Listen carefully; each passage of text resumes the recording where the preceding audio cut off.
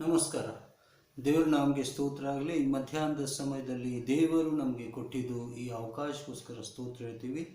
ಇವತ್ತು ನಾವು ವಾಕ್ಯ ಧ್ಯಾನ ಮಾಡಲಿಕ್ಕೆ ಹೋಗುವ ಮೊದಲೇ ಕೆಲವು ವಿಚಾರಗಳು, ವಿಷಯಗಳು ಮತ್ತು ಕೆಲವು ಮಾತುಗಳು ಕಲಿಯುವ ಮೊದಲೇ ದೇವರು ನನ್ನ ಜೊತೆ ಮಾತಾಡಿದ್ದು ಯೇಸು ಸ್ವಾಮಿದ ರೂಪಾಂತರ ಅಥವಾ ಯೇಸು ಸ್ವಾಮಿ ತನ್ನ ಇದ್ರಾಗೆ ಅವರು ಟ್ರಾನ್ಸ್ಫಿಗರೇಷನ್ ಅಂತ ಅದಕ್ಕೆ ಹೆಸರು ಬಂದಿದೆ. ಅದಕ್ಕೆ ಟ್ರಾನ್ಸ್ಫಿಗರೇಷನ್ ಅಂದರೆ ಯೇಸು ಸ್ವಾಮಿದ ರೂಪಾಂತರ ಆಗಿತ್ತು. ಅದರ ವಿಷಯ ಬಗ್ಗೆ ಮಾತಾಡುವ ಮೊದಲೇ ನಾವು ಪ್ರೇಯರ್ ಮಾಡೋಣ. ಕರ್ತನಾದ ದೇವರೇ, ಈ ಮಧ್ಯಾಹ್ನದ ಸಮಯದಲ್ಲಿ ನಿನ್ನ ಕೃಪೆ ದಯೆಗೋಸ್ಕರ ನೀನು ಮಾಡಿದ್ದು ಪ್ರತಿಯೊಂದು ಉಪಕಾರಗಳಿಗೋಸ್ಕರ ಸ್ತೋತ್ರ ಹೇಳ್ತೀವಿ ಸ್ವಾಮಿ. ಈ ಸಮಯದಲ್ಲಿ ವಿಶೇಷವಾಗಿ ಯಾರ್ಯಾರು ನಿನ್ನ ವಾಕ್ಯ ಕೇಳ್ತಾ ಇದ್ದಾರೋ ಸ್ವಾಮಿ, ಅವ್ರ ಸಂಗಡಿ ಮಾತಾಡಿ ನೀನು ಅವ್ರ ಜೀವನದಲ್ಲಿ ನಿಜವಾದ ಒಂದು ಕಾರ್ಯ ಆರಂಭ ಮಾಡ್ತೀಯ ಅಂತ ಈ ನಂಬಿಕೆಯಿಂದ ಈ ಪ್ರಾರ್ಥನೆ विज्ञापने यीशु ನಲ್ಲಿ बेड़ते ಅಂತ प्रिय स्वामी, आमीन। तो आइए आज हम लोग प्रभु की महिमा के लिए हिंदी और कन्नड़ा में दोनों भी लैंग्वेज में प्रभु के वचन को समझने की कोशिश करेंगे, जिसके द्वारा प्रभु को महिमा मिले। तो सबसे पहले हमने अभी लूका उसका 9वां अध्याय और उसमें 28 से 36 में हमने देखा कि यीशु मसीह का जीवन कैसे, यीशु मसीह का जो रूपांतर हुआ था या यीशु मसीह का जो परिवर्तन हुआ था वो किस तरह से। ಇವತ್ತು ನಾವು ಇದು 3 ಅಧ್ಯಾಯದಲ್ಲಿ ಯೇಸು ಸ್ವಾಮಿದ ಪರಿವರ್ತನೆ ಬಗ್ಗೆ ಅಥವಾ ಒಂದು ರೂಪಾಂತರ ಬಗ್ಗೆ ಅವರು ಇಂಗ್ಲಿಷ್ನಾಗೆ ಅದಕ್ಕೆ ಟ್ರಾನ್ಸ್ಫಿಗರೇಷನ್ ಆಫ್ ಜೀಸಸ್ ಕ್ರೈಸ್ಟ್ ಅಂತ ಹೇಳ್ತಾರೆ. ಅದರಾಗೆ ಸುಮಾರು ವಿಷಯಗಳು ದೇವರು ನಮ್ಮ ಜೊತೆ ಮಾತಾಡಿದಾನ ಅಂತ ನಮಗೆ ಅನ್ನಿಸ್ತಾ ಇದೆ. ಅದಕ್ಕೆ ನಿಮಗೆ ನಾನು ಕೆಲವು ವಿಷಯಗಳು ಶೇರ್ ಮಾಡಬೇಕು ಅಂತ ನಮಗೆ ಅನ್ನಿಸ್ತಾ ಇದೆ. ಮತ್ತು ಅದಕ್ಕೋಸ್ಕರ ನಾವು ಮತ್ತೆ 17 ಅದರಾಗೆ 17 ಅದರಾಗೆ 1ರಿಂದ 8 ಮಠ ಇದ್ರಾಗೆ ಯೇಸು ಸ್ವಾಮಿದ ಪರಿವರ್ತನೆ ಅಥವಾ ಯೇಸು ಸ್ವಾಮಿದ ರೂಪಾಂತರ ಅಥವಾ ಯೇಸು ಸ್ವಾಮಿ ಪ್ರಕಾಶಮಯ ಆಗಿದ್ದು ಒಂದು ಸಂಗತಿಗಳು ಇದೆ. ಅದರಾಗೆ ನಾವು ನೋಡ್ತಾ ಇದ್ದೀವಿ. ಮತ್ತು ಇದು 3 ಪುಸ್ತಕದಲ್ಲಿ ಇದೆ. ಅಂದರೆ ಒಂದು ಮತ್ತಾಯದಲ್ಲಿ 17ನೇ ಅಧ್ಯಾಯದಲ್ಲಿ ಅದು 1ರಿಂದ 8 ಮಠ, ಆಮೇಲೆ ಮಾರ್ಕ್ ಚಾಪ್ಟರ್ ಅದರಾಗೆ 9ನೇ ಅಧ್ಯಾಯ 2ರಿಂದ ಅದರ ಕೂಡ 8-9 ಮಠ ಇದೆ. ಆಮೇಲೆ ನಾವು ಇದನ್ನು ವಿಷಯ ನಾವು ನೋಡುವಾಗ ಪೇತ್ರ ತನ್ನ ಪತ್ರಿಕೆಯಲ್ಲಿ ಕೂಡ ಪೇತ್ರ ಹೇಳ್ತಾ ಇದ್ದಾನೆ ಯಾವ ರೀತಿಯಿಂದ 2ನೇ ಪೇತ್ರ ಅದರಾಗೆ 1ನೇ ಅಧ್ಯಾಯ 16 ಮತ್ತು 17ರಲ್ಲಿ ಯೇಸು ಸ್ವಾಮಿ ಅವರಿಗೆ ದರ್ಶನ ಅಥವಾ ಯೇಸು ಸ್ವಾಮಿಯ ರೂಪಾಂತರ ಬಗ್ಗೆ ಅವರು ಮಾತಾಡ್ತಾ ಇದ್ದಾರೆ. ನಮ್ಮ ಪ್ರಿಯ ಜನರು, ಇಲ್ಲಿ ನಾವು ನೋಡುವಾಗ ಇದು 3 ಅಧ್ಯಾಯದಲ್ಲಿ, ಅಂದರೆ ಒಂದು ಮತ್ತಾಯ 17ದಲ್ಲಿ, ಲೂಕ 9ನೇ ಅಧ್ಯಾಯ ಮತ್ತು ಮಾರ್ಕ್ 9ನೇ ಅಧ್ಯಾಯ, ಮತ್ತು ಇನ್ನೂ ಒಂದು रेफरेंस नಮಗೆ पेत्रनु इल्ले ಕೊಡ್ತಾ ಇದ್ದಾನೆ. यहाँ पे हम लोग देखते हैं कि 3 अध्यायों में इस विषय में बताया गया है कि किस तरह से यीशु मसीह का रूपांतर हुआ था, किस तरह से यीशु मसीह का परिवर्तन हुआ था। और यहाँ पे हम लोग इस अध्याय को ध्यान करने से पहले मैंने इसे मराठी में, हिंदी में और इंग्लिश में और कन्नड़ में भी समझने की कोशिश की थी। और उसी के द्वारा परमेश्वर ने मुझको प्रोत्साहित किया कि मैं आज इस विषय के ऊपर बात करूं। और ये विषय बहुत ही गहरा विषय है, और फिर भी मैं कोशिश करूंगा कि बहुत से स्कॉलर लोगों ने इसको खुल के बताया और खुल के बताने की भी कोशिश की, और बहुत से लोग इससे सेटिस्फाई हुए, और बहुत से लोगों को इसके बारे में और भी जानने की इच्छा जागृत हुई। और उसके लिए मैंने भी यहाँ पे इस विषय को चुना हूँ, ताकि इसका मतलब क्या है इसको मैं समझूं और अपने जीवन में आगे बढ़ता जाऊं। तो यहाँ पे हम लोग देखते हैं कि 6 दिनों के बाद यीशु ने याकूब और उसके भाई यूहन्ना को अपने साथ में लेके गया। और यहाँ पे हम लोग देखते हैं याकूब, यूहन्ना और पतरस, ये 3 लोगों को यीशु मसीह ने उनको चुना था। और उससे पहले हम लोग देखते हैं कि एक घटना में भी यीशु मसीह ने इन्हीं 3 लोगों को चुना था, जहाँ पे याईर की कन्या 12 साल की थी, वो मर चुकी थी, और उसको जिंदा करते समय भी पर यीशु मसीह ने याकूब, यूहन्ना और पतरस को ही लेके गए थे। और यहाँ पे हम लोग देखते हैं कि और एक बात क्या, विशेष बात क्या है कि यीशु ने इन 4 को ही उस सबसे पहले अपने शिष्य के लिस्ट में, यानी उनको पहले चुना था। जब वो लोग समुद्र के किनारे अपने जाल को फेंक रहे थे और अपने जाल को वो बना रहे थे, तभी उसी समय पे परमेश्वर ने, यीशु मसीह ने उनको, जैसे कि मत्ती 4 अध्याय में भी हम लोग देखते हैं, और उसी तरह से मत्ती, मार्क, लूक और यूहन्ना में भी हम लोग उनको किस तरह से यीशु मसीह ने उनको अपने शिष्य करके उनको बुलाया था, इस बात को हम लोग देखते हैं। तो ये 4 शिष्य जो है वो बाइबल में बहुत ही महत्वपूर्ण है, और यही जो है एक फ्रंट लाइन के एक आगे के लीडर थे। और यहाँ पे हम लोग देखते हैं कि लूका में लिखा है कि 8 दिनों के बाद में, और यहाँ पे मत्ती और मार्क कहते हैं कि 6 दिनों के बाद में। तो ये दिनों के बारे में हम लोग यहाँ पे मैसेज में नहीं देखेंगे, लेकिन एक घटना यहाँ पे है कि तीनों ने इस घटना में बताया कि यीशु मसीह ने इन तीनों चेलों को ही अपने साथ में लिया और बाकी को छोड़ दिया।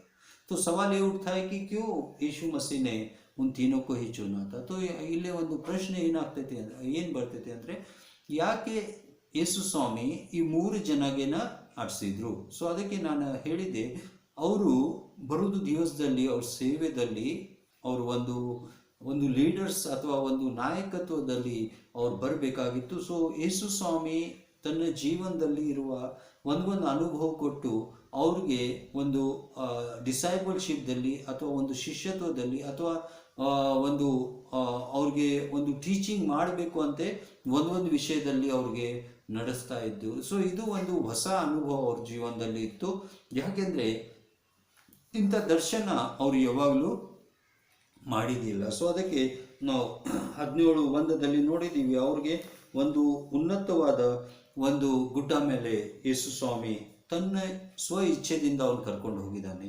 ಆಮೇಲೆ ನಾವು ಅಲ್ಲಿ ಏನು ನೋಡ್ತಾ ಇದ್ದೀವಿ ಅಂದರೆ, ಅಲ್ಲೇ ಅವನ ಮುಖ ಒಂದು ಸೂರ್ಯನ ಹಾಗೆ ತೇಜಸ್ವಿ ಆಯಿತು. ಅವನ ಮುಖ ಏನಾಯ್ತು ಅಂದರೆ ಸೂರ್ಯನ ಹಾಗೆ ಶೈನಿಂಗ್ ಹೊಡೆದಿತ್ತು. ಆ ಮುಖ ಯಾರಿಗೆ ನೋಡಲಿಕ್ಕೆ ಆಗ್ತಿದ್ದಿಲ್ಲ. ಆಮೇಲೆ ಅಲ್ಲೇ ಒಂದು ವಸ್ತ್ರ ಬಗ್ಗೆ ಅಥವಾ ಒಂದು ಬಟ್ಟೆ ಬಗ್ಗೆ ಕೂಡ ಏನು ಮಾತಾಡಿದ್ದಾರೆ ಅಂದರೆ, ಅದು ಒಂದು ಬೆಳಕಿನ ಹಾಗೆ ಅದು ಶುಭ್ರ ಅಥವಾ ಒಂದು शाइनिंग तरह द शाइनिंग इधर तो। सो आगे हम लोग देखते हैं कि दूसरे वचन में यीशु मसीह का वहाँ पे रूप बदल गया। और यहाँ पे इससे पहले कि हम लोग देखेंगे कि लूक जो राइटर है वो कहता है कि वो प्रेयर करने के लिए वहाँ पे गए थे, लेकिन ये लोग वहाँ पे जैसे कि मत्ती और मार्क इसके बारे में कुछ नहीं बताते। और हो सकता है कि यीशु मसीह वहाँ पे प्रार्थना करने ही गए होंगे, लेकिन इनको साथ में ले जाने का एक उद्देश्य यीशु मसीह का था, क्योंकि यीशु मसीह ने कोई भी काम उद्देश्य ना हो, यीशु मसीह के काम में कोई उद्देश्य ना हो, ऐसा कभी हो ही नहीं सकता। और इसके लिए यहाँ पे हम लोग क्या देखते हैं कि ये लोग यीशु मसीह के साथ में जब ऊपर चले गए तो यीशु मसीह का मुंह जो है, चेहरा जो है वो सूरज के जैसे चमकने लगा, और उसके कपड़े जो है वो प्रकाश की तरह शुभ्र या शुद्ध या वो अलग अलग, इसमें अलग अलग लिखा गया कि किसी भी धोबी ने भी आज तक इतने शुद्ध कपड़े नहीं धोए होंगे।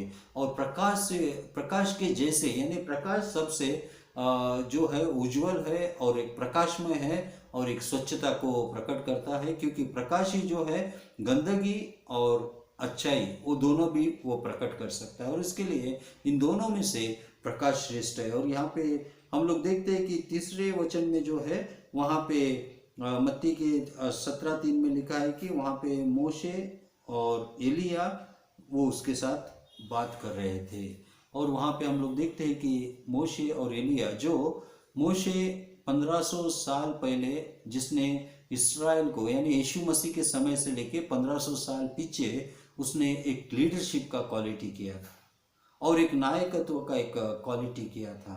और बाद में हम लोग देखते हैं कि वहाँ पे एलिया वो जो है 900 साल पहले वो एक प्रॉफिट यानी एक प्रवादी यानी एक भविष्यद्वक्ता का उसने काम किया था। और यहाँ पे हम देखते हैं कि ये जो बहुत पुराने यानी मूसा के पास जो मोसेस जो था वो लॉ को उसने निर्माण किया था, नियम और परमेश्वर की वाचा को उसने निर्माण किया था, उसी ने परमेश्वर की आज्ञाओं को लिखा था। और मूसा के जीवन में परमेश्वर ने जो भी कार्य किया था वो मूसा के जीवन में एक अद्भुत कार्य था, और उसी तरह से एलिया के जीवन में भी उसने भी यीशु मसीह की तरह सेवकाई में बहुत से उसने चमत्कार किए। और मूसा ने भी जैसे परमेश्वर के वचन के अनुसार उसने जहरीले पानी को भी मीठा किया, और इस तरह से वो कहीं कहीं लोगों का एक नायक होने के कारण उसने कहीं कहीं छोटे मोटे चमत्कार और बहुत से बड़े बड़े चमत्कार उसने किए कि उस लकड़ी के द्वारा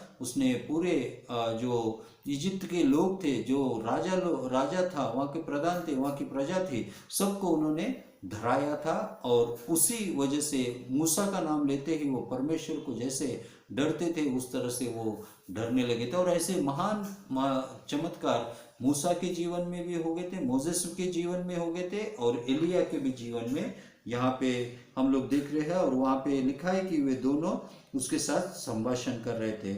और तभी पेत्र ने जब उसको देखा तो उसने कहा, प्रभु जी ये अच्छा होगा कि हम लोग यहीं पे रहे और हम यहाँ पे 3 मंडप को बनाए, एक आपके लिए, एक मूसा के लिए और एक एलिया के लिए। और यहाँ पे हम लोग देखते हैं कि पत्रस जो है वो नहीं जानता था कि वो क्या बोल रहा है, क्योंकि वचन में लिखा है कि दूसरे वचन में यानी मार्क में और लूक में लिखा है कि वो डर गया था और इसलिए क्या बोल रहा था पता नहीं। तो और वो ये बोलते समय तभी क्या हुआ कि एक बड़ा तेजस्वी एक बादल उन पे छा गया। और ಈ ತರ ನಾವು ನೋಡ್ತಾ ಇದ್ದೀವಿ ಇಲ್ಲೇ ನಾವು ದೇವರು ಮೋಶೆ ಮತ್ತು ಎಲಿಯ ಜೊತೆ ಮಾತಾಡೋದು ನೋಡಿ ಪೇತ್ರ ಅಲ್ಲಿ ಏನು ಹೇಳ್ತಾನೆ ಅಂದರೆ, ನಾನು ಯೇಸು ಸ್ವಾಮಿಗೋಸ್ಕರ ಮತ್ತು ಮೋಶೆಗೋಸ್ಕರ ಮತ್ತು ಒಂದು ಎಲಿಯಾಗೋಸ್ಕರ ಒಂದು ಟೆಂಟ್ ಅಥವಾ ಒಂದು ಮಂಟಪ ಹಾಕ್ತೀವಿ, ಅದ್ರಾಗೆ ಇವ್ರು ಇದ್ರೆ ಅದನ್ನು ಒಳ್ಳೆ ಆಗ್ತೈತಿ ಅಂತೆ ನಾವು ಇಲ್ಲಿ ನೋಡ್ತಾ ಇದ್ದೀವಿ. ಆಮೇಲೆ 5ನೇ ವಚನದಲ್ಲಿ ಒಂದು ಮಾಡು ಅಥವಾ ಒಂದು ಮೇಘ ಅಥವಾ ಒಂದು ಬಂದು ಅದರ ಮೇಲೆ ಏನಾಯ್ತು ಅಂದರೆ ಅವ್ರ ಮೇಲೆ ಎಲ್ಲ ಅವ್ರು ಮಾಡದಲ್ಲಿ ಹೋಗು ಹಾಗೆ ಅಲ್ಲೇ ಒಂದು ಪರಿಸ್ಥಿತಿ ಅಲ್ಲೇ ಬಂತು. ಸೊ ಅದಕ್ಕೆ ನಾವು ಅಲ್ಲಿ ನೋಡುವಾಗ ಅಲ್ಲಿ ಒಂದು ವಾಣಿ ಆಯ್ತು ಅಥವಾ ಒಂದು ದೇವರದ ಒಂದು ಮಾತು ಬಂತು, ಇವನು ನನ್ನ ಪ್ರಿಯ ಮಗನನು, ಇವನ ಮಾತನಿಯು ಇದರಿಂದ ನಾನು ನಮಗೆ ಸಂತೋಷ ಇದೆ, ಸೊ ಅದಕ್ಕೆ ನೀವು ಯೇಸು ಸ್ವಾಮಿದ ಮಾತು ಕೇಳ್ರಿ ಅಂತ. ಸೊ ಅದಕ್ಕೆ ನಾವು 5ನೇ ವಚನದಲ್ಲಿ ದೇವರು ಸ್ವರ್ಗದಿಂದ ಮಾತಾಡಿದ್ದು ಮಾತುಗಳು ಇಲ್ಲಿ ನಾವು ನೋಡ್ತಾ ಇದ್ದೀವಿ. ಇದನ್ನ ಮಾತು ಆರಂಭದಲ್ಲಿ ಕೂಡ ನಾವು ಯೇಸು ಸ್ವಾಮಿ ಯೋಹಾನ್ ದೀಕ್ಷಾಸ್ನಾನ ಕೊಡುವ ಯೋಹಾನ ಯೇಸು ಸ್ವಾಮಿಗೆ ದೀಕ್ಷಾಸ್ನಾನ ಕೊಟ್ಟಿದ ಮೇಲೆ ಕೂಡ ಇದು ಸ್ವರ ದೇವರ ಕಡೆಯಿಂದ ಅಥವಾ ಸ್ವರ್ಗದಿಂದ ಅಲ್ಲಿ ಬಂದಿದ್ದು ನಾವು ನೋಡ್ತಾ ಇದ್ದೀವಿ. ಸೊ ಅದಕ್ಕೆ ಅಲ್ಲಿ ಈ ಮಾತು ಕೇಳಿ ಅವರು 6ನೇ ವಚನದಲ್ಲಿ ಅವರು ಹೆದರ್ಬಿಟ್ರು, ಆಮೇಲೆ ಅವರು ತಳಗ ಬಿದ್ದು ಅವರು ಕಣ್ಣು ಮುಚ್ಚಿದ್ರು ಅಂತ ನಮಗೆ ಇಲ್ಲಿ ನಾವು ನೋಡಲಿಕ್ಕೆ ಬರ್ತೈತಿ. ಯಾಕೆಂದರೆ ಅವ್ರು ಹೆದರ್ಬಿಟ್ಟಿದ್ರು. ಆಮೇಲೆ ಯೇಸು ಸ್ವಾಮಿ ಅವ್ರ ಹತ್ರ ಬಂದು ಅವ್ರಿಗೆ ಸ್ಪರ್ಶ ಮಾಡಿದ ಮೇಲೆ, ಅವ್ರಿಗೆ ಟಚ್ ಮಾಡಿದ ಮೇಲೆ ಹೇಳಿದರು, ಹೇಳ್ರಿ ಹೆದರಬೇಡ್ರಿ. ಅವಾಗ 8ನೇ ವಚನದಲ್ಲಿ ನಾವು ಏನು ನೋಡ್ತಾ ಇದ್ದೀವಿ, ಅವರು ತನ್ನ ದೃಷ್ಟಿ ಮೇಲೆ ಮಾಡಿದ ಮೇಲೆ ಅಲ್ಲಿ ಯೇಸುಗೆ ಬಿಟ್ಟು ಯಾರೂ ಇದ್ದಿಲ್ಲ. ಸೊ ಇದು ಸ್ವಲ್ಪ ಇಂಟರ್ಪ್ರಿಟೇಷನ್ ನಾನು ಮಾಡಿದ್ದೀನಿ. ಪ್ರಶ್ನೆ ಏನು ಬರ್ತೈತಿ ಅಂದರೆ, ಯಾಕೆ ಯೇಸು ಸ್ವಾಮಿ ಅಲ್ಲೇ ಪೇತ್ರ, ಯಾಕೋ ಮತ್ತು ಯೋಹಾನ್ಗೆ ಕರ್ಕೊಂಡು ಹೋಗಿದ್ರು? ಸೊ ಇಲ್ಲೇ ಒಂದು ಪ್ರಶ್ನೆ ನಾವು ನೋಡುವಾಗ ಅದಷ್ಟಲ್ಲ ಅಲ್ಲದೆ ಮತ್ತು ಪೇತ್ರ, ಯೋಹಾನ್, ಯಾಕೋ ಮತ್ತು ಯೇಸು ಸ್ವಾಮಿಗೆ ಕೂಡ ಅಲ್ಲಿ ಎಲಿಯಾ ಮತ್ತು ಮೋಶೆ ಯಾಕೆ ಬಂದಿದ್ರು? ಸೊ ಈ ವಿಷಯಕ್ಕೆ ನಾನು ಸ್ವಲ್ಪ ಅಧ್ಯಯನ ಮಾಡುವಾಗ ಇಲ್ಲೇ ನಾವು ದೇವರದ ದರ್ಶನ ಮೋಶೆಗೆ ಹೇಗೆ ಆಯಿತು ಅದೇ ನಾವು ಸ್ವಲ್ಪ ವಿಚಾರ ಮಾಡೋಣ. ಅದೇ ನೀವು ನಂಬರ್ಸ್ 33:23 ನೀವು ನೋಡಿದ ಮೇಲೆ ಅಲ್ಲಿ ದೇವರು ಮೋಶೆಗೆ ಏನು ಹೇಳ್ತಾನ ಅಂದರೆ, ಯಾರು ದೇವರದ ಮುಖ ಇಲ್ಲೇ ಮಠ ನೋಡಲಿಲ್ಲ, ಅದಕ್ಕೆ ನೀನು ಏನು ಮಾಡು ಅಂದರೆ ಗುಡ್ಡಾದ ಸಂಧಿದಲ್ಲಿ ನೀನು ನಿಲ್ಲು, ಆಮೇಲೆ ನಾನು ಅಲ್ಲಿಂದ ಮುಂದೆ ಹೋಗ್ತೇನೆ, ಮುಂದೆ ಹೋಗುವಾಗ ನಂದ ಕೈ ನಾನು ನಿನ್ನ ಮೇಲೆ ಇಡ್ತೇನೆ, ಯಾಕೆಂದರೆ ನನ್ನ ಮುಖ ಇನ್ನು ಮಠ ಯಾರು ನೋಡಿಲ್ಲ, ಮತ್ತು ಯಾರು ಮುಖ ನೋಡ್ತಾರಲ್ಲ ಅವ್ರು ಏನಾಗ್ತಾರ ಅಂದರೆ ಅವ್ರು ಸತ್ತು ಹೋಗ್ತಾರೆ. ಅದಕ್ಕೆ ನನ್ನ ಕೈ ಇಡ್ತೇನೆ, ನೀನು ನನ್ನ ಮುಖ ನೋಡುವುದಿಲ್ಲ, ಬಟ್ ನಂದ ಬೆನ್ನು ನೀನು ನೋಡ್ತಿ. सो तू जब मुझको देखना चाहता है, क्योंकि यहाँ पे हम लोग देखते हैं कि मूसा को भी परमेश्वर को देखने की एक इच्छा थी, और इसके लिए परमेश्वर ने उससे कहा कि मैं तुझको पहाड़ के उस बीच में रखूंगा और वहां पे तुझको छुपाऊंगा ताकि तू मेरा चेहरा न देखे, क्योंकि जो कोई भी परमेश्वर का चेहरा देखता है वो जिंदा नहीं रह सकता। और इसके लिए वहां पे हम लोग देखते हैं कि परमेश्वर मूसा के ऊपर अपने हाथ को रखता है, और हाथ को रख के वो जब आगे बढ़ता है तो उसकी पीठ और उसका हाथ नजर आता है। और यहाँ पे हम लोग देखते हैं कि मूसा ने परमेश्वर को, उसके चेहरे को नहीं देखा था, उसके स्वर को सुना था और उसकी आज्ञाओं को उसने माना था। तो यहाँ पे हम लोग परमेश्वर के आत्मिक शरीर के बारे में हम लोग उसके हाथ को देखेंगे और उसके पीठ को देखेंगे। और बहुत से स्कॉलर लोगों का कहना है कि ये जो हाथ है यीशु मसीह का हाथ है, और जो पीठ है जैसे उसको क्रूस पे मारने के बाद उसके पीठ के ऊपर ही उसको कोड़ों से मारा गया था, और इसके लिए वहाँ पे उसको सिर्फ इन दो चीज़ों का, उसको यानी तीन चीज़ों का, एक परमेश्वर का प्रकाश था वहाँ पे, और दूसरी चीज़ यीशु परमेश्वर का हाथ था, और तीसरी चीज़ उसने परमेश्वर के पीठ को देखा था। और ये यीशु मसीह के आने वाले दिनों में जो उसके जो भी परिस्थितियां आने वाली थी, जो भी उसके ऊपर अत्याचार होने वाला था, या जो भी यीशु मसीह कष्ट उठाने वाला था, उसके बारे में उसका विश्लेषण है। और यहाँ पे हम लोग देखते हैं कि मूसा अपने जीवन में उसने इस्राएलियों के लिए बहुत ही तकलीफें को उठाई, लेकिन जब परमेश्वर ने इस्राएल लोगों को प्यास लगी तो वो गुनगुटा वो सब जब वो एक दूसरे से झगड़ा करने लगे और मूसा से भी झगड़ा करने लगे कि हमें पानी दो।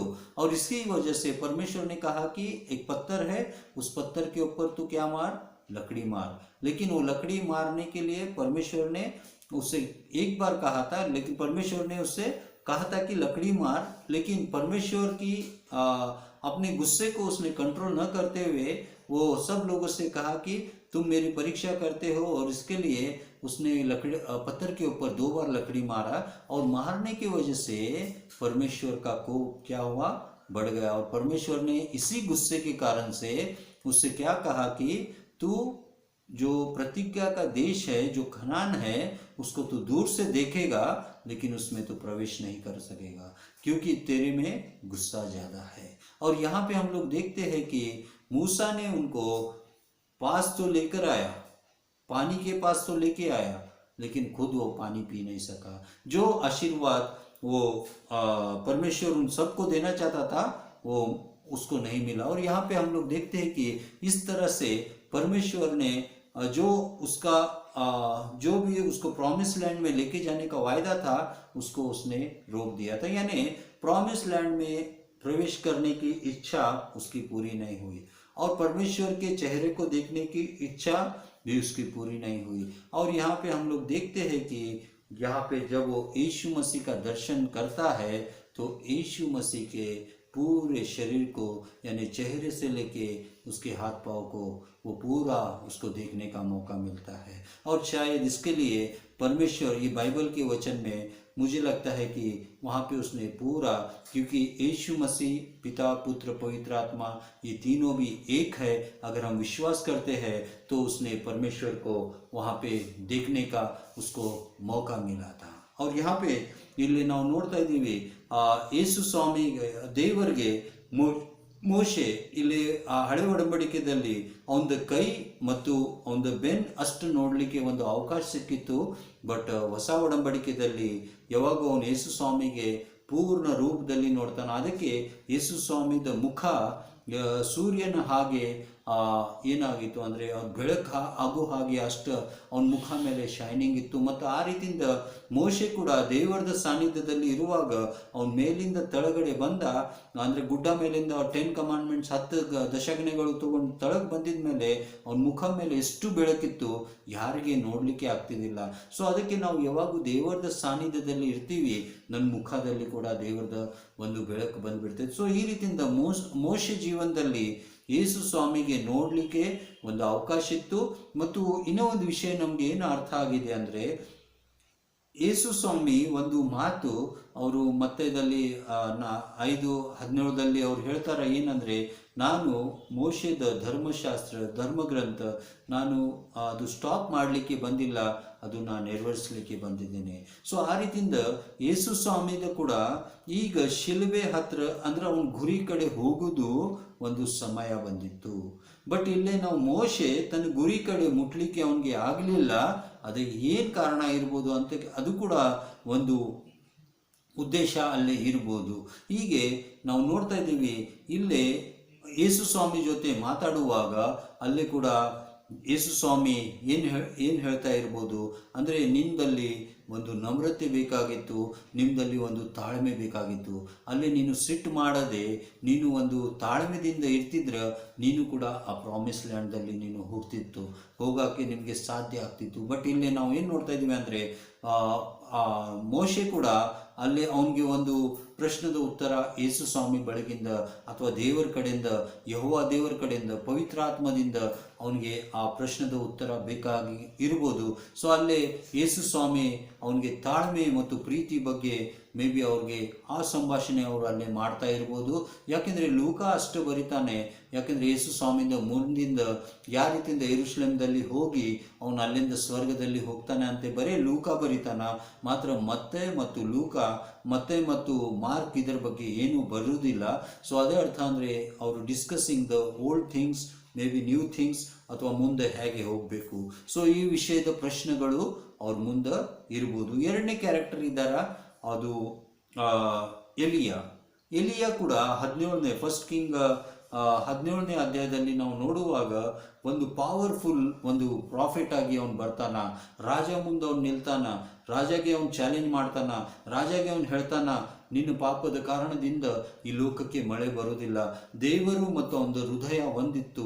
ಅದಕ್ಕೆ ದೇವರು ಹೇಳಿದ, ಈಗ ಈ ಸ್ಥಳ ಬಿಟ್ಟು ನೀನು ಕರಿತ್ನಾಲೆ ಅಲ್ಲೇ ಹೋಗು, ಅಲ್ಲೇ ನಿಮಗೆ ನಾನು ನೀರಿಂದ ಮತ್ತು ಊಟದ ಕಾಗೆ ಮುಖಾಂತರ ನಾನು ನಿಮಗೆ ರೊಟ್ಟಿ ಅಥವಾ ಊಟದ ಒಂದು ಸಪ್ಲೈ ಮಾಡ್ತೇನೆ.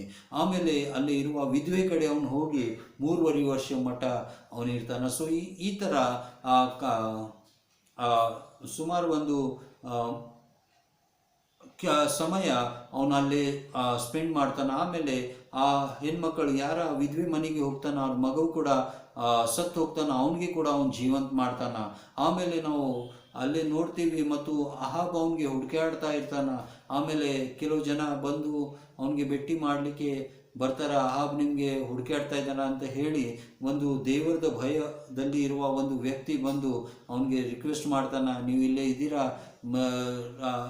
ಅಹಾಬ್ ರಾಜ ನಿಮಗೆ ಭಾಳ ಕಡೆ ಹುಡುಕಾಡ್ತಾ ಇದ್ದಾನ. ಆಮೇಲೆ ಅವನಿಗೆ ಅಹಾಬ್ ರಾಜಾಗಿ ಅವನು ಪ್ರಕಟ ಆದಮೇಲೆ ಅಹಾಬ್ ರಾಜ ಅವನಿಗೆ ಸಿಟ್ಟದಿಂದ ಭಯದ ಹೇಳ್ತಾನ, ನೀನು ಎಲ್ಲ ಇದು ನಾಶ ಮಾಡಲಿಕ್ಕೆ ಕಾರಣ. ಆಮೇಲೆ ಅವನಿಗೆ ಎಲಿಯ ಹೇಳ್ತಾನ, ಚಾಲೆಂಜ್ ಮಾಡ್ತಾನ, ನೀನು ಎಲ್ಲ ಅಂದರೆ ನಿನ್ನ ಅನ್ಯ ದೇವರಿಗೆ ಪೂಜೆ ಮಾಡೋರು ಎಲ್ಲರಿಗೆ ನೀನು ಕರ್ಕೊಂಡು ಬಾ, ಅಲ್ಲೇ ಇರುವ ಬಾಲ್ ದೇವತದ ಎಲ್ಲ ಪೂಜಾರಿಗಳು, ಅಶೇರ್ ದೇವತದ ಎಲ್ಲ ಪೂಜಾರಿಗಳಿಗೆ ಕರ್ಕೊಂಡು ಬಾ, ನಾನು ಮತ್ತು ಅವ್ರ ಜೊತೆ ನನಗೆ ನಿಜವಾದ ದೇವರು ಯಾರು ಅಂತೆ ನಾವು ನೋಡೋಣ ಅಂತೆ. ಅಲ್ಲೇ ಅವರು ಏನು ಮಾಡ್ತಾರೆ ಅಂದರೆ, ಆ 4,100 ಪಂಡಿತಗಳು ಅಥವಾ ಪೂಜಾರಿಗಳು ಅಲ್ಲೇ ಬಂದು ಅವರು ತನ್ನ ದೇವರಿಗೆ ಅವರು ಪ್ರಾರ್ಥನೆ ಮಾಡ್ತಾರ, ತನಗೆ ಗಾಯ ಮಾಡ್ತಾರ. ಗಾಯ ಮಾಡಿದ ಮೇಲೆ ಎಷ್ಟು ಮಾಡಿದ ಕೂಡ ಸಂಜೆ ಮಠ ಅವ್ರಿಗೆ ಆ ದೇವರು ಆ ಪ್ರಶ್ನೆದ ಉತ್ತರ ಕೊಡೋದಿಲ್ಲ. ಯಾಕಂದರೆ ನಿಜವಾದ ದೇವರು ಯೆಹೋವ ದೇವರಂತೆ ಇಲ್ಲಿ ಎಲಿಯಾಗೆ ತೋರಿಸ್ಬೇಕಿತ್ತು. ಅದಕ್ಕೆ ಎಲಿಯ ಅವನು ಎಲ್ಲರಿಗೆ ಸ್ಟಾಪ್ ಮಾಡಿಕೊಂಡು ಅಲ್ಲೇ ಏನು ಹೇಳ್ತಾನೆ ಅಂದರೆ, ಬನ್ನಿ ನಾವು ಈಗ ನಮ್ಮ ದೇವರಿಗೆ ಅಥವಾ ದೇವರಿಗೆ ನಾವು ಏನು ಮಾಡೋಣ ಅಂದರೆ ನಮ್ಮ ಒಂದು ಬಲಿದಾನ ಮಾಡೋಣ ಅಂತೆ. ಅಲ್ಲೇ ಆ ಎಲಿಯ ಏನು ಮಾಡ್ತಾನೆ ಅಂದರೆ, ಒಂದು ವೇದಿ ಕಟ್ಟಿಸಿ ಅಲ್ಲೇ ಒಂದು ಆಲ್ಟರ್ ಕಟ್ಟಿಸಿ ಅದರನ್ನಾಗೆ ನೀರು ಹಾಕಿ 3 ಸಲ ನೀರು ಹಾಕ್ತಾನೆ. ಆಮೇಲೆ ನಾವು ನೋಡಿದ್ದೀವಿ ಅಲ್ಲೇ ಒಂದು ದೊಡ್ಡ ಚಮತ್ಕಾರ ಆಗಿ ಆ ವೇದಿ ಜೊತೆ ಅದು ಇರುವ ಎಲ್ಲ ಮಣ್ಣು ಕಲ್ಲು ಎಲ್ಲ ಸುಟ್ಟು ಹೋಗಿತ್ತು. ಯಾಕೆಂದರೆ ದೇವರದು ಬೆಂಕಿ ಬಂದು ಎಲ್ಲ ಅದು ಸುಟ್ಟು ಹೋಗಿತ್ತು. ಆವಾಗೆ ಜನರಿಗೆ ಅರ್ಥ ಆಯಿತು, ಇಸ್ರಾಯೇಲ್ದ ದೇವರು ಯೆಹೋವ ದೇವರು, ಅದು ಸತ್ಯವಾದ ದೇವರು. ಆಮೇಲೆ ಅವನು ಸಾಯಿಸಿದ ಮೇಲೆ ಅಹಾಬ್ ರಾಜಗೆ ಕೂಡ ಮಳೆ ಬರ್ತೈತೆ ಅಂತ ಒಂದು ಈಗ ಹೇಳ್ತಾನೆ. ಆ ದಿವಸದಲ್ಲಿ ಅವನು ಸಾಯಿಸಿದ ಮೇಲಿನ ಮಳೆ 3.5 ವರ್ಷ ಆದಮೇಲೆ ಅಲ್ಲಿ ಮಳೆ ಬಂದಿದ್ದು ನೋಡಿ ಅವನು ತಿಳ್ಕೊಳ್ತಾನೆ ಈಗ ಅಹಾಬ್ ರಾಜ ಹೋಗಿ ತನ್ನ ರಾಣಿಗೆ ಸತ್ಯವಾದ ಮಾತು ಹೇಳ್ತಾನೆ. ಬಟ್ ಇಸ್ಬೇಲ್ ರಾಣಿಗೆ ಯಾವಾಗೂ ಗೊತ್ತಾಗ್ತೈತಿ ಯಾವ ರೀತಿಯಿಂದ ಈ ಎಲಿಯ ತಮ್ಮ ಆಕಿ ಅವ್ರ ಪಂಡಿತ್ಗಳಿಗೆ ಸಾಯಿಸಿದಾರ ಈ ಮಾತು ಕೇಳಿದ ತಕ್ಷಣ ಆಕಿ ಒಂದು ಮೆಸೇಜ್ ಅಥವಾ ಒಂದು ಸಂದೇಶ ಅವನ ಕಡೆ ಕಳಿಸ್ತಾಳ. ಏನಂದರೆ, ನಾಳೆ ಈ ಸಮಯದಲ್ಲಿ ನಾನು ನಿಮ್ಮೆಲ್ಲ ಜನರಿಗೆ ಸಾಯಿಸಿಲ್ಲ ಅಂದರೆ ನಮ್ಮ ಹೆಸರು ಇಸ್ಬೇಲ್ ರಾಣಿ ಇಲ್ಲ ಅಂತೆ ಅವನಿಗೆ ಚಾಲೆಂಜ್ ಮಾಡ್ತಾಳೆ. ಈ ಮಾತು ಕೇಳಿದ ತಕ್ಷಣ ಅಲ್ಲಿಂದ ಎಲಿಯ ಓಡಿ ದೇವರ ಹತ್ರ ಹೋಗ್ತಾನೆ. ದೇವರು ಅವನಿಗೆ ಕೇಳ್ತಾನೆ, ನೀನು ಇಲ್ಲಿ ಯಾಕೆ ಬಂದಿ, ನೀನು ಎಲ್ಲೇ ಇರಬೇಕಿತ್ತು, ಯಾಕೆ ಇಲ್ಲೇ ಬಂದಿ ಅಂತ 3-4 ಸಲ ಅವ್ನು ಕೇಳಿದ ಮೇಲೆ ಅವನು ಹೇಳ್ತಾನ, ನನಗೆ ನಿನ್ನ ಬಗ್ಗೆ ಒಂದು ಈರ್ಷ್ಯ ಆಗಿದೆ ಅಥವಾ ನಿನ್ನ ಬಗ್ಗೆ ಒಂದು ಜಲಸ್ ಆಗಿದೆ. ಯಾಕೆಂದರೆ ಇಸ್ರಾಯೇಲ್ ಜನದಲ್ಲಿ ಯಾರೂ ನನ್ನ ಮಾತು ಕೇಳ್ತಾ ಇಲ್ಲ. ಇಲ್ಲೇ ಒಂದು ಸಂಗತಿಗಳು ನಮಗೆ ಅರ್ಥ ಮಾಡಬೇಕು. ಭಾಳ ಸಲ ಸೇವಕರದಲ್ಲಿ ಒಂದು ಭಾವನೆ ಏನಂದರೆ, ಆರಂಭದಲ್ಲಿ ಯಾವ ರೀತಿಯಿಂದ ಎಲಿಯಾದ ಪ್ರಾರ್ಥನೆ ದೇವರು ಕೇಳ್ತಾ ಬಂದಿದ್ದ, ಆ ರೀತಿಯಿಂದ ಕೊನೆಗೆ ಕೂಡ ಕೇಳಬೇಕು ಅಂತ ಆಸೆ ಪಡುವಾಗ, ಕಷ್ಟ ಸಮಯದಲ್ಲಿ ಇರುವಾಗ ಭಾಳ ಸೇವಕರು ತನ್ನ ಜೀವನದಿಂದ ಅವ್ರು ಓಡಿ ಹೋಗ್ತಾರೆ. ಆ ರೀತಿಯಿಂದ ನಮ್ಮ ಪ್ರಿಯ ಜನರು ಇಲ್ಲಿ ನಾವು ನೋಡುವಾಗ ಎಲಿಯ ಕೂಡ ತನ್ನ ಮಾಡಿದ ಪ್ರಯತ್ನಗಳು ಅವನು ಪ್ರತಿ ಸಲ ಐ ಶುಡ್ ಬಿ ಸಕ್ಸಸ್ಫುಲ್, ನಮ್ಮ ಲೈಫ್ದಲ್ಲಿ ನಾನು ಯಾವಾಗೂ ಸಫಲ ಆಗಬೇಕು ಅಂತ ಏನು ಅಪೇಕ್ಷೆ ಮಾಡ್ತಾನ, ಅವನು ಯಾವಾಗಲೂ ನಾನು ಫೇಲ್ ಆಗಬೇಕು ಅಂತ ಆಸೆ ಮಾಡೋದಿಲ್ಲ. ಅವಾಗ ಮನುಷ್ಯಗೆ ಏನಾಗ್ತೈತಿ ಅಂದರೆ ನಿರಾಶೆ ಆಗ್ತೈತಿ. ಆಮೇಲೆ ಅವನು ಬೇಜಾರಾಗ್ಬಿಟ್ಟು ಅವನು ಏನು ಮಾಡ್ತಾನೆ ಅಂದರೆ, ಸಾಕಾತು ಈ ಜೀವನ ಅಂತ ಹೇಳಿ ಅವನು ದೇವರ ಹತ್ರ ಹೋಗಿ, ನನಗೆ ನಿನ್ನ ಬಗ್ಗೆ ಭಾಳ ಇದು ಆಗಿದೆ, ಯಾಕೆ ದೇವರದ ಭಯ ಜನ ಇರುವುದಿಲ್ಲ, ಯಾಕೆ ನನಗೆ ಅಸಮಾಧಾನ ಇದೆ. ಯಾಕೆಂದರೆ ಇಲ್ಲಿ ಒಂದು ಮಾತು ನಾವು ಗಮನದಲ್ಲಿ ಇಡಬೇಕು. ಲೂಕ 9:23 ಏನು ಬರೆದಿದೆ ಅಂದರೆ, ನಾವು ಆತ್ಮತ್ಯಾಗ ಮಾಡಬೇಕು. ನಾವು ಸ್ವಂತ ಪ್ರೀತಿ ನಾವು ಮಾಡದೆ ನಾವು ದೇವರ ಮೇಲೆ ನಾವು ಭಾರ ಹಾಕಬೇಕು. ಇಷ್ಟು ದಿವಸ ಅವನು ದೇವರಿಗೋಸ್ಕರ ಮಾಡ್ತಿದ್ದ, ಬಟ್ ಈ ಕಷ್ಟ ಈಗ ನಮಗೆ ಬಂದಿದೆ ಅಂತ ತಿಳ್ಕೊಂಡು, ಎಲ್ಲ ಶ್ರಮ ನನಗೆ ಬಂದಿದೆ, ಎಲ್ಲ ಕಷ್ಟ ನನಗೆ ಬಂದಿದೆ ಅಂತ ದೇವರ ಕಡೆ ಅವನು ಆಳ್ಕೊಂತ ಹೋಗಿ, ನನಗೆ ಇಲ್ಲೇ ಇರಲಿಕ್ಕೆ ಮನಸ್ಸಿಲ್ಲ ಅಂತ ಹೇಳಿ ಅವನು ದೇವರ ಮುಂದೆ ಹೋಗ್ತಾನೆ. ಸೊ ಆ ರೀತಿಯಿಂದ ನಾವು ನೋಡುವಾಗ ಎಲಿಯ ಕೂಡ ತನ್ನ ಮಿನಿಸ್ಟ್ರಿದಲ್ಲಿ ಮಧ್ಯದಲ್ಲಿನ ಅವನು ಏನು ಮಾಡ್ತಾನೆ ಅಂದರೆ, ಸೇವೆ ಬಿಟ್ಟು ನಾ ದೇವರ ಹತ್ರ ಹೋಗಬೇಕು ಅಂತೆ ಅವನು ಒಂದು ಆಸೆ ಪಡ್ತಾನೆ. ಸೊ ಅದಕ್ಕೆ ಇಲ್ಲಿ ನಾವು ನೋಡುವಾಗ ಎಲಿಯ ಕೂಡ ಯಾಕೆ ಅಲ್ಲಿ ಯೇಸು ಸ್ವಾಮಿ ಬಳಿಗೆ ಬಂದಿದ್ದ, ಅದಕ್ಕೆ ಯೇಸು ಸ್ವಾಮಿ ಅವನಿಗೆ ಒಂದು ಮಾತೇನು ಹೇಳಿದರು ಅಂದರೆ, ನೀನು ಪ್ರತಿಯೊಂದು ಮಾತುಗಳು ನಿಮಗೋಸ್ಕರ ಮಾಡಬೇಕು ಅಂತ ನೀನು ಮಾಡಿರ್ಬೋದು, ಅದಕ್ಕೆ ನಿಮಗೆ कठिन परिस्थिति बंदिदे. सो आ रीतिंद इल्ले यहाँ पे हम लोग देखने के बाद एलिया भी 17 अध्याय से लेके 2 किंग उसके पहले अध्याय तक देखते कि वो पावरफुल उसने काम किया, लेकिन जब उसने 450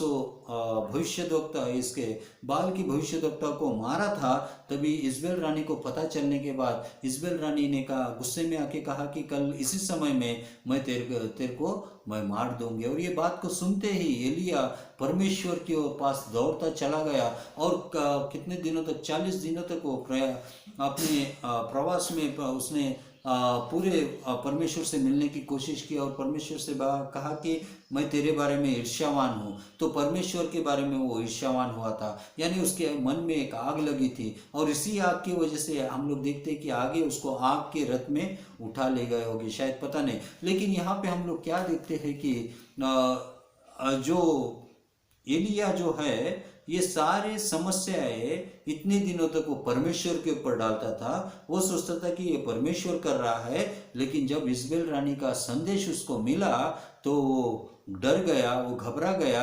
अभी इस्बेल रानी आके मुझको मारेगी, वो ख़त्म करेगी और मेरा जीवन अंत होगा. और इसके लिए वो परमेश्वर के पास जाके कहता है कि मैं अकेला ही बच गया हूँ. तभी परमेश्वर आगे हम लोग जब वचन को पढ़ते हैं कि 19 अध्याय के इसमें, तो वहाँ पे हम लोग क्या देखते हैं कि परमेश्वर उससे 18 में कहता है कि तेरे जैसे अभी 7000 लोग अभी वेटिंग लिस्ट में है और तू अकेला ही नहीं है.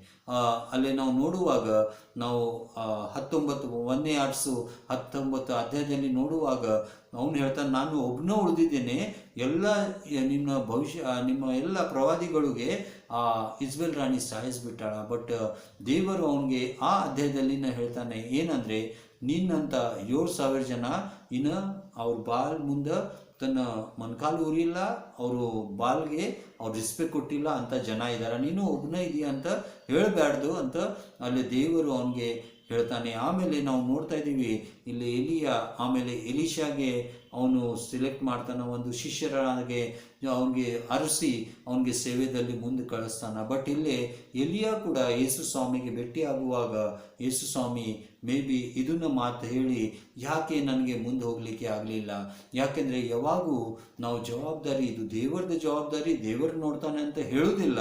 ಈ ಜವಾಬ್ದಾರಿ ನಮ್ದು ಅಂತ ನಾವು ತಗೊಂತೀವಿ. ಮನುಷ್ಯ ಇದ್ರಾಗೆ ದೇವರದ ಒಂದು ಚಿತ್ತ ನಾವು ತಗೊಂಡು ನಡೀಲಿಕ್ಕೆ ಆಗೋದಿಲ್ಲ. ಬಟ್ ಮನುಷ್ಯರಿಗೆ ದೇವರದ ಚಿತ್ತ ಮೇಲೆ ನಡಿಬೇಕು. ಆ ಸಮಯದಲ್ಲಿ ನಮ್ಗೆ ಏನಾಗ್ತೈತಿ ಅಂದರೆ ಆ ಬಲ ಶಕ್ತಿ ನಮಗೆ ಇರ್ತೈತಿ. ಬಹಳ ಸಲ ನಾವು ಸೇವೆ ಮಾಡುವಾಗ ಕಷ್ಟ ಅನುಭವಿಸ್ತಾ ಇದೆ, ಅದು ನಾನು ಅಂತ ಹೇಳ್ತೀವಿ, ಅವಾಗ ನಮಗೆ ಕಷ್ಟ ಬರೋದು ಸಹಜ. ಸೊ ಅದಕ್ಕೆ ನಾವು ಗಲಾತಿ 2:20 ಈಗ ಜೀವಿಸ್ತಾ ಇರುವ ನಾನೇ ಇಲ್ಲ, ಕ್ರಿಸ್ತನ ನನ್ನ ಮುಖಾಂತರ ಜೀವಿಸ್ತಾ ಇದ್ದಾನ ಅಂತ ಹೇಳು ಹಾಗೆ ನಾವು ನಡೆದ್ರೆ ದೇವರು ನಾನು ಆತ್ಮತ್ಯಾಗ ಮಾಡಬೇಕು, ನಾವು ಸ್ವಂತಗೆ ದೇವರಿಗಿಂತ ದೊಡ್ಡವ ಅಥವಾ ಶ್ರೇಷ್ಠವ ಅಂತ ಹೇಳಬಾರ್ದು. ಸೊ ಈ ರೀತಿಯಿಂದ ಇಲ್ಲಿ 2 ಕ್ಯಾರೆಕ್ಟರ್ಸ್ ಜೀವನದಲ್ಲಿ ಈ ಅಡೆತಡೆ ಬಂದಿತ್ತು. ಹೀಗೆ ಮತ್ತು ಪ್ರಶ್ನೆ, ಪೇತ್ರಗೆ ಯಾಕೆ ದೇವರು ಕರೆದಿದ್ದ? ಮತ್ತು ಮೋಶೆ ಜೊತೆ ನಾವು ಕಂಪೇರ್ ಮಾಡುವಾಗ ಮೋಶೆ ಆರಂಭದಲ್ಲಿ ಯೇಸು ದೇವರದ ಕರೆಗೆ ಅವನು ನಾ ಬರುವುದಿಲ್ಲ ಅಂತೆ ನೇವಾಗಳು ಹೇಳ್ತಾ ಇರ್ತಾನೆ. ಆರಂಭದಲ್ಲಿ ನನಗೆ ಮಾತಾಡಲಿಕ್ಕೆ ಬರೋದಿಲ್ಲ, ನೀನು ಬೇರೆಯೊಬ್ಬರಿಗೆ ಕಳಿಸು, ನಾನು ಮಾತಾಡೋದಿಲ್ಲ, ಇಂಥ ವಿಷಯಗಳು ಹೇಳುವಾಗ ದೇವರು ಅವನ ಮೇಲೆ ಕೋಪಿಸ್ಕೊಂಡಿದ್ದ. ಬಟ್ ಇಲ್ಲೇ ನಾವು ಪೇತ್ರದ ಜೀವನದಲ್ಲಿ ಏನು ನೋಡ್ತಾ ಇದ್ದೀವಿ ಅಂದರೆ, ಶಿಲುಬೆ ಹತ್ರ ಹೋಗಿದ ಮೇಲೆ ಯೇಸು ಸ್ವಾಮಿ ಯಾರು ನನಗೆ ಗೊತ್ತಿಲ್ಲ ಅಂತೆ. ಅವನು ಕೂಡ 3 ಸಲ ಅವನು ಅರಿಯನು ಅಂತ, ಯೇಸು ಸ್ವಾಮಿ ನನಗೆ ಯಾರು ಅರಿಯನು ಅಂತ ಹೇಳಿದ, ನಮಗೆ ಗೊತ್ತಿಲ್ಲ ಯೇಸು ಸ್ವಾಮಿ ಯಾರು ಅಂತ ಅವನು ಮಾತಾಡಿದ. ಸೊ ಈ ಥರ ಒಂದು ಕ್ವಾಲಿಟಿಗಳು ಇತ್ತು. ಬಟ್ ಪೇತ್ರದ ಜೀವನದಲ್ಲಿ ನಾವು ನೋಡುವಾಗ ಅವನು 2ನೇ ಪೇತ್ರ ಅದರಾಗೆ 1:1 ಬರೆದಿದೆ. ಅದರಾಗೆ 4 ಹೆಸರುಗಳು ಅವನು ತಮ್ಮ ಬಗ್ಗೆ ಅವನು 4 ಹೆಸರುಗಳು ಹೇಳ್ತಾನೆ. ಮೊದಲು ಅವನ ಸ್ವಂತಗೆ ಶಿಮೋನ ಅಂತ ಹೇಳ್ತಾನೆ. ಶಿಮೋನ್ದ ಅರ್ಥ ಉಸುಗು. ಆಮೇಲೆ 2ನೇ ಯೇಸು ಸ್ವಾಮಿ ಅವನಿಗೆ ಪೇತ್ರ ಅಂತ ಅವನ ಹೆಸರು ಇರ್ತಾರೆ. ಪೇತ್ರ ಅಂದರೆ ಬಂಡೆ ಅಥವಾ ಒಂದು ಕಲ್ಲು. ಸೊ ಅದಕ್ಕೆ ಅವನು ಶಿಮೋನು ಈಗ ಏನಾಗಿದ್ದಾನೆ ಅಂದರೆ ಉಸುಗದಿಂದ ಕಲ್ಲಾಗಿದ್ದಾನೆ, ಅಂದರೆ ಅವನು ಸ್ಟ್ರಾಂಗ್ ಆಗಿದ್ದ. ಆಮೇಲೆ 3ನೇ ಅವನು ತನ್ನಗೆ ಅಪೋಸ್ತಲ ಅಂತ ಹೇಳ್ತಾನೆ. ಅಪೋಸ್ತಲ ಅಂದರೆ ಯೇಸು ಸ್ವಾಮಿದ ಸ್ಪರ್ಶ ಅವನಿಗೆ ಆಗಿದೆ. ಯಾರ ಶಿಷ್ಯರು ಯೇಸು ಸ್ವಾಮಿಗೆ ನೋಡಿದ್ದಾರೆ, ಅವನ ಜೊತೆ ಜೀವನ ಕಳ್ಕೊಂಡಿದ್ದಾರೆ 3.5 ವರ್ಷ, ಅವ್ರಿಗೆ ಅಪೋಸ್ತಲ್ ಅಥವಾ ಆ್ಯಕ್ಟ್ಸ್ ಅಂತ ಅಥವಾ ಅವ್ರಿಗೆ ಅಪೋಸ್ತಲ ಅಂತ ಅಲ್ಲೇ ನಾವು ಹೇಳೋದು ನೋಡ್ತಾ ಇದ್ದೀವಿ, ಅವ್ರ disciple of the Jesus Christ. ಆಮೇಲೆ 4ನೇ ನಾವು ಏನು ನೋಡ್ತಾ ಇದ್ದೀವಿ ಅಂದರೆ ಅಲ್ಲೇ ತನ್ನಗೆ ತಾನು ಅವನು ಸ್ಲೇವ್ ಅಂತ ಅವನು ಹೇಳ್ತಾ ಇದ್ದಾನೆ. ಸೊ ಆ ರೀತಿಯಿಂದ ಇಲ್ಲೇ ನಾವು ನೋಡ್ತಾ ಇದ್ದೀವಿ ಯೇಸು ಸ್ವಾಮಿ ಜೀವನದಲ್ಲಿ ಪೇತ್ರದ ಜೀವನದಲ್ಲಿ ಈ 4 ಹೆಸರು ಅವನ ಜೀವನದ ಒಂದು ಪರಿವರ್ತನೆದ ಕಾರಣ ನಮಗೆ ಕಾಣ್ತೈತಿ. ಅಂದರೆ ಯೇಸು ಸ್ವಾಮಿ ಇರು ಮಠ ಅವನು ಯೇಸು ಸ್ವಾಮಿಗೆ ಕೂಡ ಒಂದು ಏನು ಮಾಡಿದ, ಅಡೆತಡೆ ಮಾಡಿದ. ಅವನು ಏನು ಹೇಳಿದ ಅಂದರೆ ನೀನು ಶಿಲ್ಬೆ ಮೇಲೆ ಸಾಯುವುದಿಲ್ಲ. ಅದಕ್ಕೆ ಯೇಸು ಸ್ವಾಮಿ ಅವನಿಗೆ ಸೈತಾನ ನಮ್ಮ ಹಿಂದೆ ಹೋಗು ಅಂತ ಅವ್ರಿಗೆ ಹೇಳಿದರು. ಆ ರೀತಿಯಿಂದ ನಾವು ನೋಡುವಾಗ ಪೇತ್ರದಲ್ಲಿ ಮತ್ತು ಮೋಶೆಯಲ್ಲಿ ಕೆಲವು ಸಾಮ್ಯಗಳು ಅಥವಾ ಒಂದು ಸಮಾನತೆಯಲ್ಲಿ ಇತ್ತು. ಸೊ ಅಂಥ ಸಮಯದಲ್ಲಿ ನಾವು ನೋಡುವಾಗ ಪೇತ್ರ ಜೀವನದಲ್ಲಿ ಕೂಡ ಒಂದು ಅತಿ ಉತ್ಸಾಹ ಕೂಡ ಇತ್ತು. ಸೊ ಅದಕ್ಕೆ ನಾವು ಮೋಶೆ ಜೀವನದಲ್ಲಿ ಕೂಡ ಅವನು ಅರ್ಸ ಕಡೆ ಇರುವಾಗ ಅವನು ಕೊಲೆ ಮಾಡುವಾಗ ಅವನಿಗೆ ಒಂದು ದೊಡ್ಡ ಉತ್ಸಾಹ ಕೂಡ ಅವನಿಗೆ ಇತ್ತು. ಏನಂದರೆ ನಾನು ಇಸ್ರಾಯೇಲ್ ಜನರಿಗೆ ನಾನು ನಮ್ಮ ಬಲದಿಂದ ಬಿಡುಗಡೆ ಕೊಡ್ತೀನಿ. ಸೊ ಆ ರೀತಿಯಿಂದ ಅವನು ಹೋಗಿ ಒಬ್ಬರದ್ದು ಮರ್ಡರ್ ಮಾಡ್ತಾನೆ. ಸೊ ಈ ರೀತಿಯಿಂದ ಅತಿ ಉತ್ಸಾಹ ಕೂಡ ಸೇವೆಯಲ್ಲಿ ಉಪಯೋಗ ಇಲ್ಲ. ಆ ರೀತಿಯಿಂದ ಮೋಶೆ ಜೀವನದಲ್ಲಿ ಕೂಡ ಅತಿ ಉತ್ಸಾಹ ಇತ್ತು ಬಿಗಿನಿಂಗ್ದಲ್ಲಿ, ಆಮೇಲೆ ಒಂದು ಉತ್ಸಾಹ ತಂಪಾಗಿತ್ತು. ಬಟ್ ಅಲ್ಲೇ ನಾವು ಮುಂದೆ ಪೇತ್ರದ ಜೀವನದಲ್ಲಿ ನಾವು ನೋಡ್ತಾ ಇದ್ದೀವಿ, ಆರಂಭದಲ್ಲಿ ಕೆಲವು ಸಮಯದಲ್ಲಿ ನೀರ್ ಮೇಲೆ ನಡೆಯುವಾಗ ಅತಿ ಉತ್ಸಾಹವನ್ನು ಮಾಡಿದ್ದಾನೆ. ಭಾಳ ಸಲ ಅವನು ಯೇಸು ಸ್ವಾಮಿ ಜೊತೆ ನಾನು ಸಾಯ್ತೀನಿ ಅಂತ ಹೇಳುವುದು ಅಂತ ದೊಡ್ಡ ಮಾತು ಮಾತಾಡಿದ್ದಾನೆ. ಬಟ್ ಆಮೇಲೆ ಅವನು ಹಿಂಜಿರಿದ್ದಾನೆ. ಸೊ ಆ ರೀತಿಯಿಂದ ನಾವು ಪೇತ್ರದ ಜೀವನದಲ್ಲಿ ನೋಡುವಾಗ ಇಂಥ ವಿಷಯಗಳು, ಇಂಥ ವಿಚಾರಗಳು ನೋಡುವಾಗ ಎಷ್ಟು ಕಷ್ಟಗಳು, ಎಷ್ಟು ಸಮಸ್ಯೆಗಳು, ಎಷ್ಟು ಪ್ರಾಬ್ಲಮ್ಸ್ಗಳು ಅವನು ಯೇಸು ಸ್ವಾಮಿಗೋಸ್ಕರ ಮಾಡಿದ. ಬಟ್ ಮುಂದೆ ನಾವು ಏನು ನೋಡ್ತಾ ಇದ್ದೀವಿ ಅಂದರೆ ಅವನು 3 ಸಲ ಆರ್ಯನು ಅಂತ ಹೇಳುವಾಗ ಯೇಸು ಸ್ವಾಮಿ ಯೋಹಾನದ ಪುಸ್ತಕದಲ್ಲಿ ಅವ್ರಿಗೆ 3 ಸಲ ಏನು ಕೇಳ್ತಾರ ಅಂದರೆ, ಯೋಹಾನನ ಪುತ್ರನೇ ನೀನು ನನ್ನ ಮೇಲೆ ಪ್ರೀತಿ ಮಾಡ್ತೀಯ. 3 ಸಲ ಪ್ರಶ್ನೆ ಮಾಡೋದು ಕಾರಣ ಏನಂದರೆ ಅವ್ನು 3 ಸಲ ಆರ್ಯನು ಅಂತ ಹೇಳಿದ್ದ. ಆಮೇಲೆ 3ನೇ ಸಲ ಅವನು ಆಳ್ಕೊಂತ ಹೇಳ್ತಾನ, ಯೇಸು ಸ್ವಾಮಿ ನಿನಗೆ ಗೊತ್ತಿದೆ ನಾನು ನಿನಗೆ ಎಷ್ಟು ಪ್ರೀತಿ ಮಾಡ್ತೀನಿ, ನನ್ನ ಕುರಿಗಳು ಕಾಯುವಂತ ಯೇಸು ಸ್ವಾಮಿ ಮೇಸು ಅಂತ ಹೇಳ್ತಾರೆ. ಸೊ ಈ ರೀತಿಯಿಂದ ನಾವು ನೋಡ್ತಾ ಇದ್ದೀವಿ ಯಾಕೆ ಪೇತ್ರಗೆ 3 ಸಲ ಕೇಳಿದ್ರು, ಯಾಕೆಂದರೆ he was the main front line leader.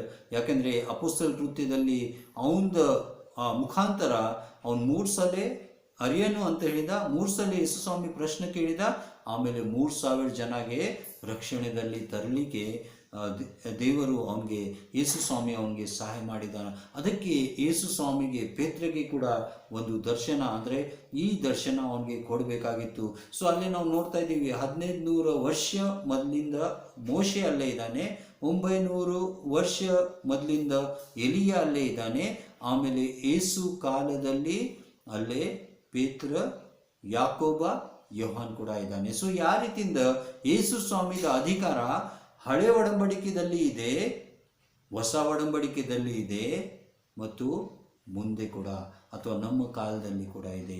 ಅದಕ್ಕೆ ಯೇಸು स्वामी ಇವತ್ತು ನಾಳೆ ನಾಡ್ದ ಯಾವಾಗಲೂ ಸೇಮ್ ಇರ್ತಾರೆ. सो आ रीतिಯಿಂದ यहाँ पे हम लोग क्या देखते हैं कि एलिया जैसे मूसा का एक स्वभाव था वैसे पतरस का भी एक स्वभाव था.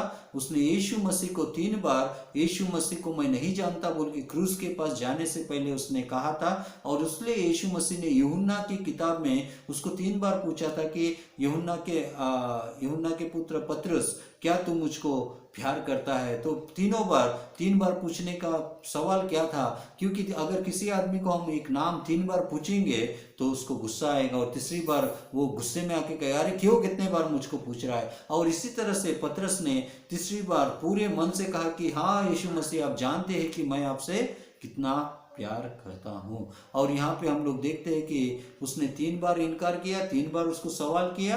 और वही जो अपोस्तल के जो प्रेरितों की किताब में उसने 3000 लोगों को यीशु मसीह के उद्धार का बपतिस्मा उसने दिया. और इस तरह से यीशु मसीह ने पतरस को भी उसके आने वाले लीडरशिप क्वालिटी को उसने मूसा के द्वारा किस तरह से उसको दर्शन देके उसने उसको आगे बढ़ने के लिए उससे कहा था.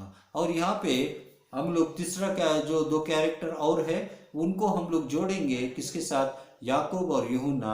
ये जो थे वो एलिया के रास्ते पे चलना चाहते थे, क्योंकि लूका 9:54 में हम लोग देखते हैं कि उस समय में समारिया के लोग उन्हें उनके प्रदेश में प्रवेश करने के लिए अनुमति नहीं दे रहे थे. और तभी उन्होंने दोनों ने मिलकर कहा कि क्या हम लोग इनके ऊपर से आग बरसा दे.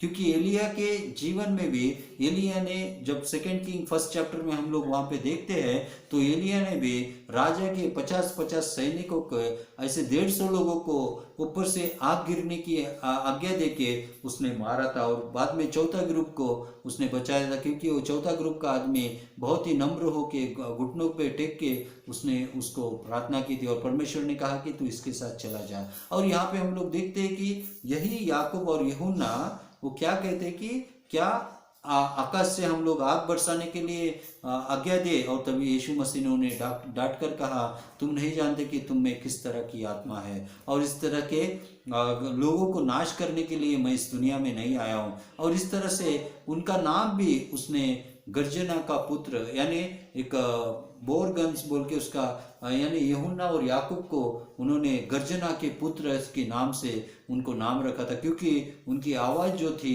एक स्ट्रांग मैसेज देने वाले की आवाज़ थी. और यहाँ पे हम लोग देखते हैं कि याकूब जो था वो प्रेरितों की किताब 12वां अध्याय में हेरोद ने उसको मार डाला था और यीशु मसीह के लिए वो बलिदान होने के लिए भी नहीं डरा था. और यूहन्ना तो पतमुस टापू पे चला गया था. और उससे पहले हम लोग देखते हैं कि याकूब और यूहन्ना अपने माँ से कहलवा के और कहीं कहीं पे खुद कहकर कहते कि जब तू राजा होके आएगा तो तेरे दाएं और बाएं हमको भी जगह दे दे। और इस तरह से यहाँ पे हम लोग क्या देखते हैं कि वो दोनों भी एक ऊंचे स्थान को पाना चाहते थे, और इसके लिए यीशु मसीह ने उन दोनों को भी इनवाइट किया था, अगर तुम राइट और लेफ्ट बैठना चाहते हो तो क्या तुम मेरी योग्यता में बन सकते हो, चल सकते हो।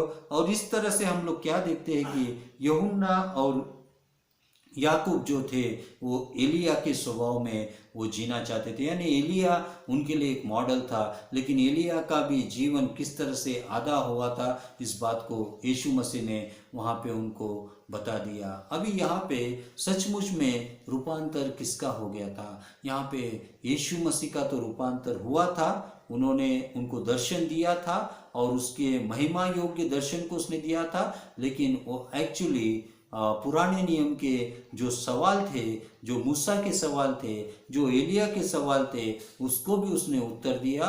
जो प्रेजेंट सिचुएशन के लोग थे उसको भी उसने उत्तर दिया। और आज हमारे और आपके लिए भी यीशु मसीह एक महिमा योग्य एक परमेश्वर है। और यहाँ पे हम लोग जब मत्ती उसका 9:27 में देखते हैं तो वहाँ पे लिखा है कि यहाँ पे कुछ ऐसे लोग हैं जो परमेश्वर के राज्य की महिमा देखे बिना वो मरेंगे नहीं, ऐसी गवाही देती। तो यहाँ पे हम लोग देखते हैं कि मूसा ने भी देखा, एलिया ने भी देखा, और यहाँ पे बुजुर्ग जो पतरस था उसने भी देखा, और याकूब और यूहन्ना ने देखा, और आज हमें और आपको भी देखना है। और यहाँ पे हम लोग पतरस क्या कहना चाहता था कि जब उसने यीशु मसीह के उस स्वरूप को देखा तो उसने कहा कि यहाँ पे मैं 3 मंडप बनाऊंगा, या हम लोग यहाँ पे 3 मंडप बना के, एक में यीशु मसीह आप रहिए, एक में मूसा रहेंगे और एक में एलिया रहेंगे, और लोग आपके शायद वो सोचता था कि शाम के टाइम या सब कभी हम लोग एक गॉस्पेल मीटिंग वहाँ पे रखेंगे। लेकिन वो पतरस के उसकी ही पत्रिका में वो पहले अध्याय 16 और 17 में, और उससे पहले 13, 14, 15 में भी लिखता है कि मंडप का मतलब वो अपने जीवन से जोड़ता है कि कभी ये मंडप निकाला जाएगा मुझको पता नहीं, और इसके लिए हमको हमेशा तैयार रहना चाहिए। लेकिन यहाँ पे मंडप का मतलब, यहाँ पे हम लोग देखते हैं कि पतरस शुरू से,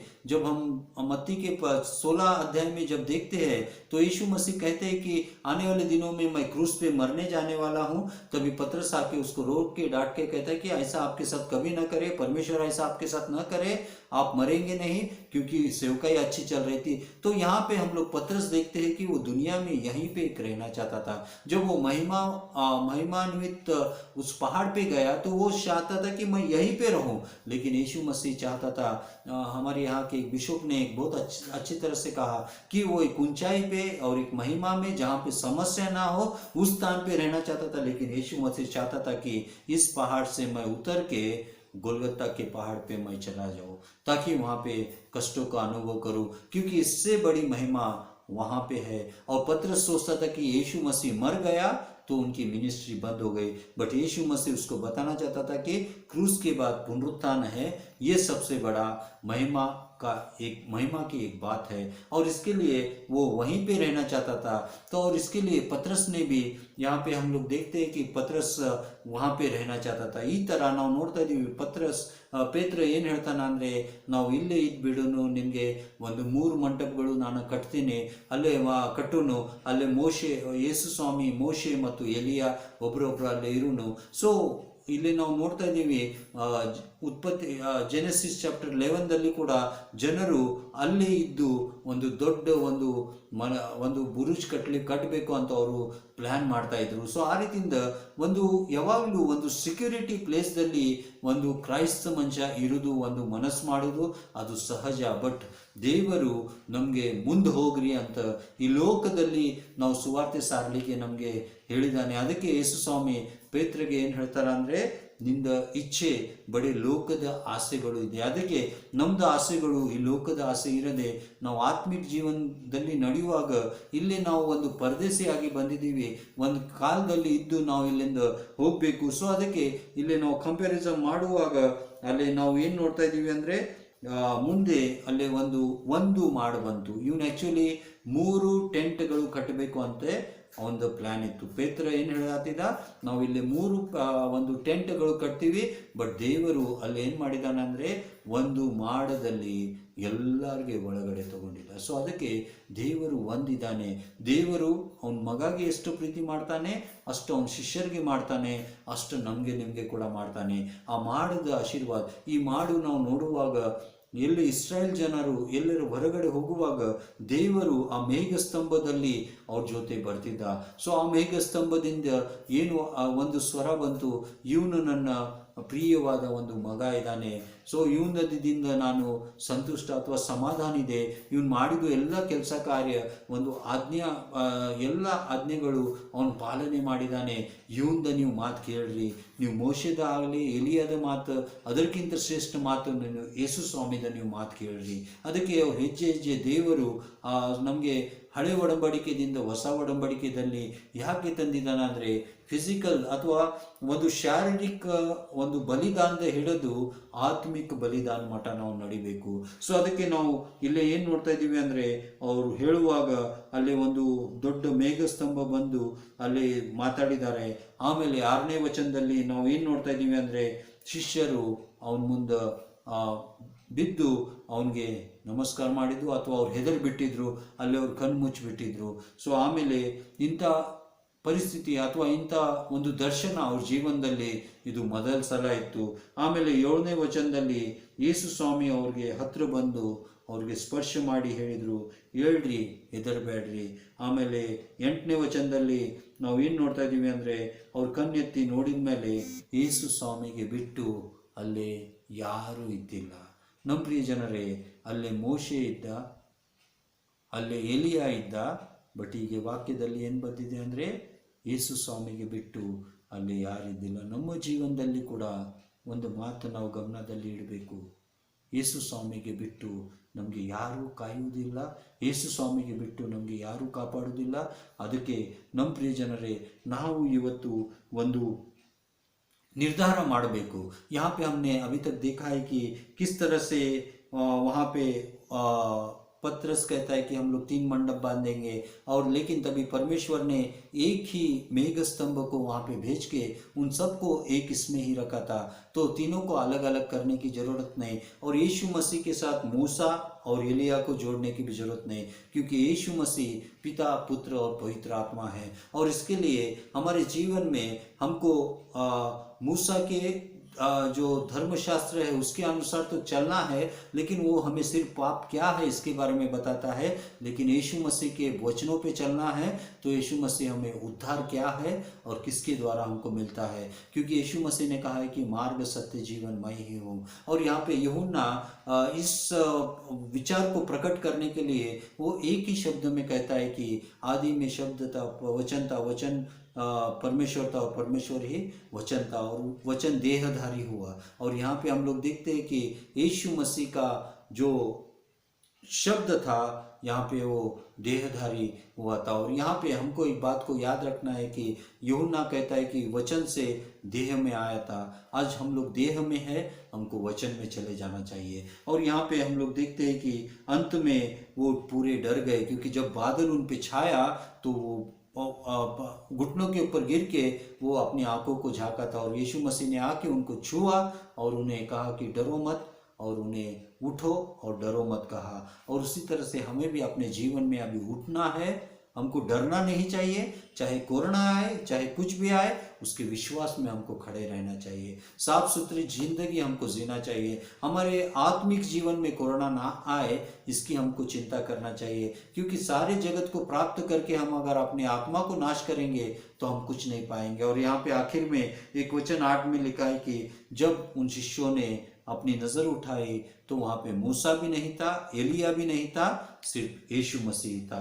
आज आपके जीवन में भी सिर्फ यीशु मसीह ही काम करेंगे। और इसके लिए मेरे प्यारे भाई और बहनों, अपना जीवन, अपने कार्य को यीशु मसीह को दीजिए। और यहाँ पे हम लोग कहीं मूसा की तरह, कहीं पतरस की तरह, याकूब की तरह अति उत्साहित हो गए हैं। हम अपने शरीर के बल से हम लोग अगर मिनिस्ट्री कर रहे हैं तो हमें इन सारे शरीर के विचारों को मार के पवित्र आत्मा में हमको जीना है। और आइए हम लोग आने वाले दिनों में परमेश्वर हम सबकी सहायता करने के लिए हम प्रार्थना करें। और आपको परमेश्वर कोरोना वायरस हो और जो भी आर्थिक परिस्थितियाँ है, आज बारिश की वजह से लोग तकलीफ में है, और उसी तरह से कोरोना बीमारी की वजह से तकलीफ में है, और फाइनेंशियल समस्याएं भी लोगों में। आइए हम प्रार्थना करें। प्यारे परमेश्वर पिता, धन्यवाद देते हैं इस दोपहर के समय तेरे वचनों को प्रभु बताने के लिए हमारी मदद किया। आने वाले दिनों में हमारे संग और साथ रहे प्रभु। जो जो बाढ़ की समस्या से प्रभु पीड़ित है, यीशु तेरे नाम से उनको छुटकारा दीजिए। ये सारे बाढ़ को आप शांत कीजिए। जो कोरोना वायरस से पीड़ित है, यीशु के नाम से उनकी बीमारी निकालिए प्रभु, और तेरे लहू को उनके लहू में डाल के उनको शुद्ध कीजिए प्रभु। और फिर से एक बार प्रभु, जो प्रभु कोरोना वायरस है और फाइनेंशियल बातों से भी प्रभु जो ग्रस्त है प्रभु, यीशु उनके नाम तेरे नाम से उनको तो आशीषित कीजिए, उनकी ज़रूरतों को तो पूरा कीजिए। हमारे भारत को हम तेरे हाथों में देते हैं, हमारे यूनिवर्स को हम तेरे हाथों में देते हैं। तूने कहा कि मैंने जगत से प्यार किया है, इसी प्यार से प्रभु ये सारे रोगों को भी तो दूर कर। यीशु मसीह के नाम से मांगते, सुन और कबूल कर। आमीन। थैंक यू, धन्यवाद। देव निंगे आशीर्वाद।